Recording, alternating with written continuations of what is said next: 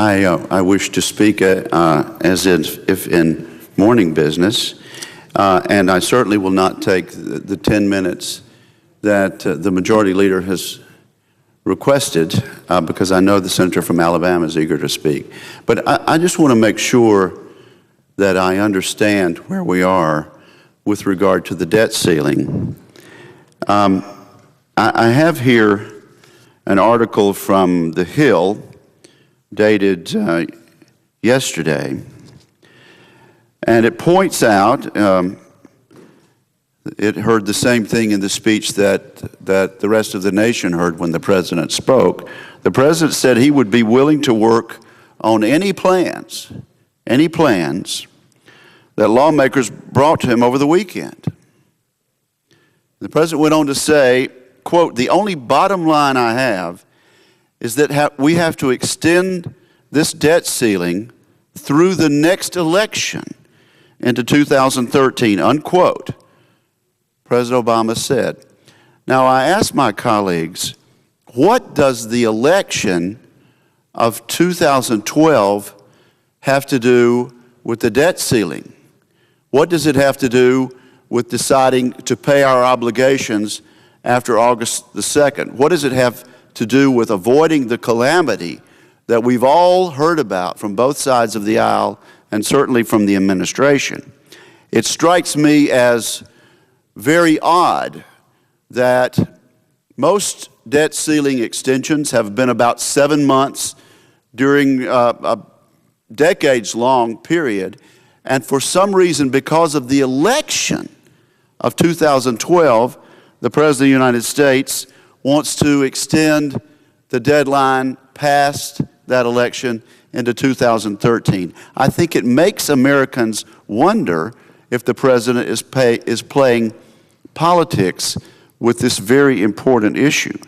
The President went on to say in the press conference that we all listened to that he wondered if the Republicans were able to say yes to any agreement.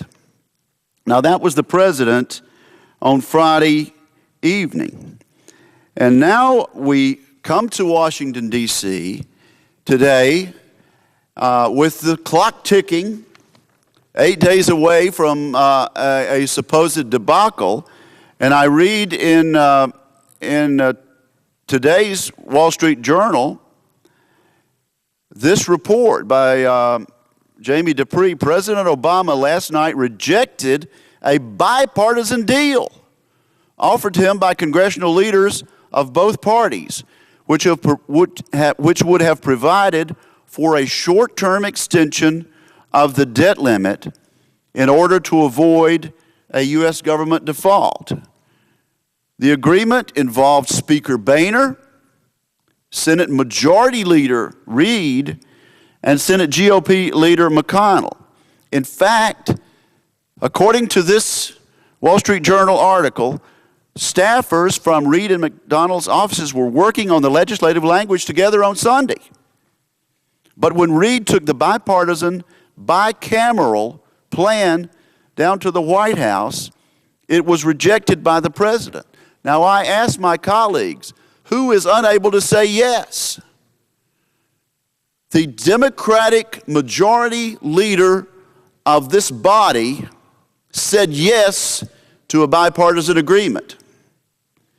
The Republican Speaker of the House of Representatives, the leader of that majority in the other body, said yes to an agreement. Senator Reid's colleague and friend, the Republican leader, Senator McConnell, said yes to a bipartisan agreement, and then Senator Reid was given the task of taking it to the President of the United States, and the President rejected it.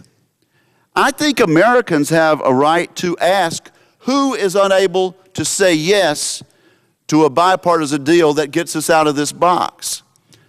Who is playing politics with this issue? The public debt is $14.2 trillion. We meet the deadline a week from tomorrow. The clock is ticking. The President had an opportunity to say yes to a bipartisan agreement endorsed by the leadership of this Congress, and yet he said no. I'm calling on this president, on my president, to do the right thing by the American people and to do the right thing for our country and for our economy, and ask this bipartisan group of leaders to come back to the White House and say yes to the agreement which they offered him last night. And I thank the President. I thank the senator from Alabama for allowing me to go in front of him, and I yield the floor. Well, the senator, before he departs, the senator from Alabama. I know that we've talked about having an opportunity to digest, analyze, and score any kind of proposal. I understand this afternoon the majority leader, Senator Reid, said that he would propose legislation tonight and file cloture apparently tonight. And that would, according to the rules of the Senate, move this vote up to Wednesday morning early.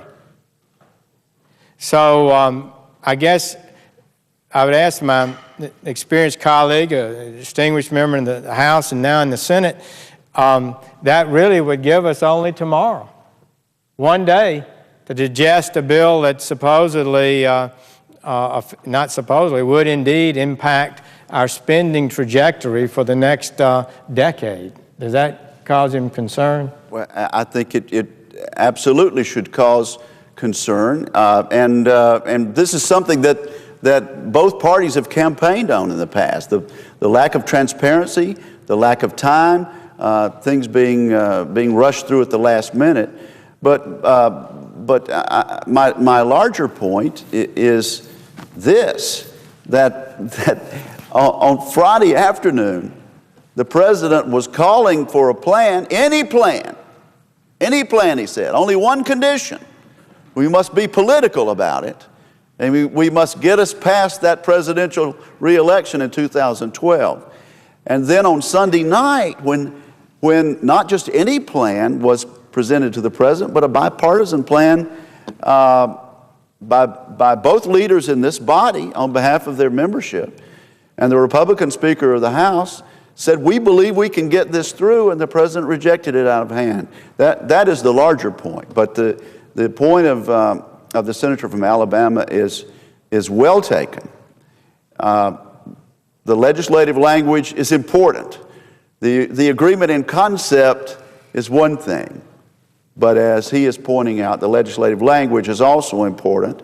And as ranking member of the Budget Committee, he knows full well that members need time to see if the language actually reduce the concepts into writing that can be enforced and work long-term to get us out of this horrendous debt crisis that we're in. And I appreciate the gentleman's point. Thank you.